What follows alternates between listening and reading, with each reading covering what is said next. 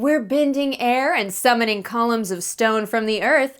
That's right, it's Avatar Legends, the role-playing game from Magpie Games and Avatar Studios.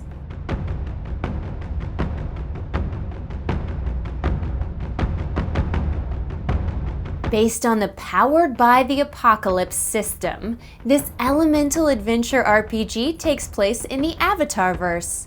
Players take on the roles of heroic characters, and one player will take on the role of Game Master, providing exposition, storylines, and the voices for a multitude of non-player characters. Together, players and the Game Master use the game system and its narrative suggestions to craft an epic legend in the Avatarverse. Setup begins with campaign creation.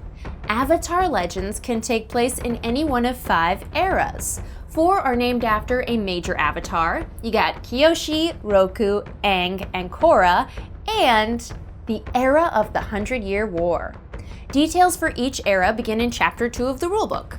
Once all the players and the Game Master have collectively chosen an era that fits the style of their story, they fill out their campaign creation worksheet with their selection, and then they choose a scope and a focus.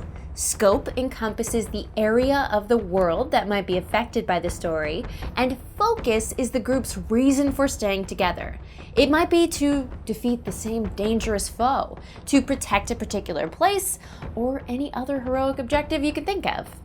Page 110 has more guidance on selecting a focus. Once chosen, players must then flesh out their personal reasoning behind that objective by outlining the inciting incident. This prologue to the story details how the group assembled and what unites them in their focus. Rather than role-playing it out fully like most stories in the game, the inciting incident is recounted like a shared memory over 3 acts. Follow the guidance on page 111 for more inciting incident ideas. Next, it's time for character creation. The heroes of the story all share a few common aspects, no matter their individual personality. They're skilled martial artists, they chose to join the team willingly, they're friendly with each other, and though they may make some mistakes in life, they are not villains. Beyond that, the characters are unique creations, each starting from an archetype known as a playbook. There are 10 playbooks in the core rules of the game, and each player, not the game master, chooses one to play. No 2 characters in the same story can come from the same playbook. Playbooks include the Prodigy, a skilled student destined to take their training beyond the limits of their teacher. The Guardian, who defends others and is always wary of danger. The Rogue, the rule-breaking vagabond of the team, and more. After choosing their playbook, a player will also select the following: a character concept. This is a short sentence or idea that reflects the character's story thus far, reflected in their playbook and background. Perhaps an airbending former courier turned warrior, or an ex-Fire Nation soldier seeking to make amends. Then they'll need a name, which might come from one of the 4 core cultures of the game: the Earth Kingdom, the Water Tribes, the Fire Nation, or the Air Nomads. Chapter 4 contains lists of name suggestions and syllables that are attributed to each region. A martial training and accompanying fighting style. There are 6 types of training to choose from, but the fighting styles are custom made by the player. The 6 types are waterbending, which allows a hero to manipulate water with fluidity and grace. Earthbending, allowing the hero to sunder or even raise the earth. Firebending, which gives the hero the ability to channel their chi into ambient fire. Airbending, which endows the character to control the wind and harness air currents. Weapons, which reflect a martial prowess with all manner of items, including their hands. And technology, giving the hero the knowledge of traps, snares, alchemical concoctions, and so much more. Next, players select their character's background, their origin and essence of their upbringing. Players will select up to 2 background options from military, monastic, outlaw, privileged, urban, and wilderness. They'll also name a hometown and the relation to it, which, depending on the scope of the story, might be near the current location or in a faraway land. This tells players what kind of knowledge and practice they might draw on when relying on their skills and training. Players then choose one or more demeanors from their playbook, outlining their expected behavior in social situations. Demeanors don't affect game rules, but do define how a character sees and interacts with their world. They should also take this time to decide what their character looks like and how they style themselves. Do they speak quietly and cautiously with their hands at their sides? Or are they exuberant and expressive, showing their emotions on their face? Do they have scars, tattoos, or special clothing or items that reflect their heritage and culture? All of this is up to the player to decide. Each playbook also contains a history section, which asks 5 questions about the character's story so far. Players answer these questions to get a better understanding of who their character is, their motivation, 2 non-player characters personally close to them, any relation they might have to an object or symbol with special meaning, and their connection to the rest of the group. Next, stats. These are the 4 core personality traits of the character: creativity, their ability to think quickly and/or unconventionally; focus, their ability to perform under pressure; harmony, their awareness and compassion for those around them; and passion, their intensity of their emotions and their drive. Each stat has a number assigned to it as well, defined first in the playbook for the character. The player immediately adds +1 to one of these stats, increasing its value. These numbers will be added or subtracted to dice rolls during the game to help determine the outcome of narrative choices. The higher the stat value, the better the character is with that stat.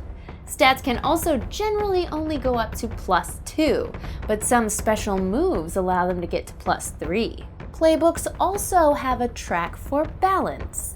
This game mechanic reflects the character's push and pull of their beliefs. At the end of both sides of the balance track, a hero has their principles, defined from their playbook. For instance, the Adamant playbook pits the character between the principles of restraint and results. A character can start their balance either in the center of this track or on one point in either direction. Their balance position isn't permanent. They'll return to the center when not under pressure or duress from others. The position corresponds to 2 different values, each tied to the principles. These are known as their principle scores and are applied when attempting to live up to their principles during the game. Additionally, throughout the story, various game or narrative effects may alter this balance. Playbooks also include a moment of balance, a very powerful move that can resolve entire scenes or conflicts. However, enacting them requires experience and timing. See the advancement rules in Chapter 7 for more details. Players next choose their playbook moves, selecting 2 from the options available. These moves are special qualities or abilities for that playbook. They either improve a stat, alter the function of a basic move, or grant a new ability. Moves are one of the core mechanics of the game, and a number of basic moves are universal for all characters. More on moves in a sec. Players will also select a feature, which is a playbook-unique special move that generally relates to the character's path in life and their backstory. For instance, the Guardian must have a ward to protect, either another character or a non-player character. Or the Hammer, who has to have an adversary they're pursuing. Since each hero is also a warrior, they are familiar with the advanced techniques, which can be used in combat based on their fighting style. Techniques come in 3 levels: learned, practiced, and mastered. Players will start with a number of these depending on the campaign. Check with the Game Master for options. There are different sets of advanced techniques available for each type of training. Earthbending has very different techniques from firebending. Finally, players will introduce their characters to one another, describing their appearance, training, background, demeanor, and answers to their history questions. Using this info, players can link their characters together through a relationship status known as a connection. These represent long-standing ties or an interpersonal dynamic that emerged upon the character's first meeting. These help solidify the team dynamic and define the relationships at the table. And that's the basics of character creation. Let's take a look at how all these traits and attributes fit into gameplay. Gameplay is divided into scenes. The game master, the non-player who instead inhabits the role of narrator and exposition giver of the game, also takes on the role of all other characters within the story. They also provide direction for setting the scene, in which characters, both players and non-players, interact with one another.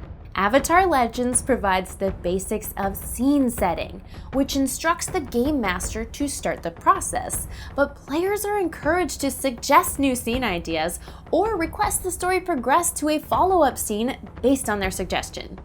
Scenes can start slow and casual or hard and fast, jumping right into the action if the game master wants to cut right to it or resolve the consequences of an earlier decision. Like many storytelling games, there will frequently come a time when the outcome of a player's action may be uncertain, whether they're summoning pillars of stone from the earth or forging a battle axe imbued with elemental fire. In these cases, the game considers the player's action a move, which has a simple structure of trigger and result. Chapter 3, The Fundamentals of Play, provides some examples of this. The game comes with 7 basic moves and a number of playbook-specific moves. The 7 basic moves are Assess a Situation, Guide and Comfort, Intimidate, Plead, Push Your Luck, Rely on Your Skills and Training, and Trick. The multitude of other moves can be found in playbooks and supplemental materials. In the cases where a move's outcome is uncertain, the narration is resolved with the roll of the dice. Players use 2 6-sided dice known as 2d6s. Only players roll dice for the outcomes of uncertain moves. In Avatar Legends, the role-playing game, the GM never rolls dice, only the players do. When rolling, the player's results on the dice are added together and usually modified by one of their 4 stats, such as harmony or passion.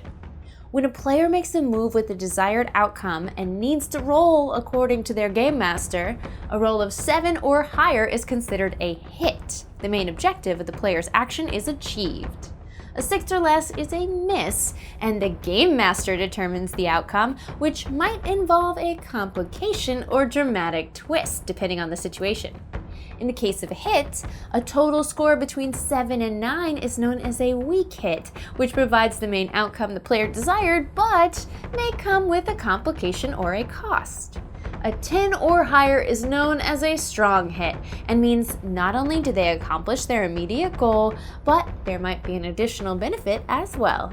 Avatar Legends differentiates from the concrete terms of success and failure, instead relying on the nuanced scale of the die result to provide a wider range of outcomes. When a miss occurs, this doesn't mean the player failed so much as the game master gets a chance to create their own moves, providing interesting complications for their players. Players and their game master will take turns narrating the story, using moves to accomplish feats, and anytime there's uncertainty about an outcome, using rolls to determine the result.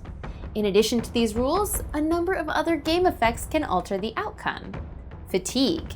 This represents the physical or mental toll a character takes through adventuring. Tracked by a series of 5 checkable boxes, fatigue can hamper a character's ability to perform moves. If they've marked all 5, then a character can no longer take any actions that require further fatigue. They must choose another action to take. Fatigue can be cleared through rest, but also through the comfort and care of other characters. Conditions. These reflect an emotional state that might leave a character uncomfortable. There are 5 types: afraid, angry, guilty, insecure, and troubled. Each provides a penalty to certain moves. For instance, a character who is angry will take a -2 penalty to their rolls whenever they're attempting to guide and comfort or assess a situation. Like fatigue, conditions can be cleared, but usually require the narrative resolution of that emotion. To clear a condition, perhaps one of the other PCs might try to guide and comfort the character. Or they might need to do something risky or unproductive. For example, to clear the afraid condition, they might run from danger. Balance. This position on the track between 2 principles compares a player's current balance and their center. the point to which they return upon rest.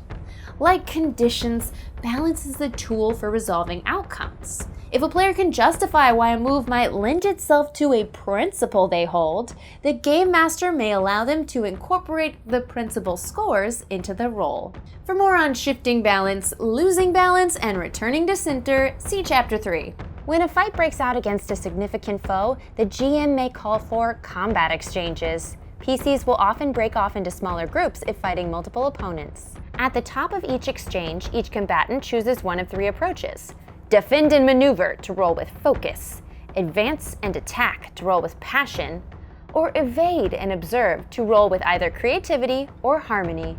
Each approach can only be used once per exchange. Approaches are also resolved in this order, with PCs going before any tied NPCs. Each PC will roll 2d6 and add any modifiers.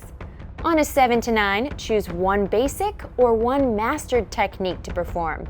On a 10+, choose from this list. Even on a miss, you still get to use one basic technique, but must shift your balance away from center by 1. NPCs use a number of techniques equal to 1 plus their balance rating. Basic techniques are available to all combatants and are dependent on which approach that character uses. For example, with the advance and attack approach, characters can choose to strike, pressure, or smash. Because all action is simultaneous, players still get to finish the current round of exchanges even if they're knocked out. After each character has acted, the exchange ends. Another exchange might immediately begin, or maybe the story will lead the characters to make a different choice. Fighting isn't always the answer. Lastly, bending. This elemental manipulation is a bit more open-ended in terms of what can happen in the story. Simple actions like starting a fire or creating small waves are not going to invoke game mechanics, but the resolution of major powers may require some input from the Game Master. Either way, the story is about the heroics surrounding the use of powers, not just the creation and destruction they provide. The abilities of bending are only limited by a player's imagination. And that's the basics of the basics for Avatar Legends, the role-playing game. Many more rules for techniques, advancement, resolving moves, game mastering tips, and so much more can be found in the core rulebook. I'm Becca Scott, this is Good Times Society, and you have been an awesome audience. Thank you for your attentiveness during this tutorial. Be sure to like this video, subscribe to the channel, and come on back for more great games and good times. I miss you already.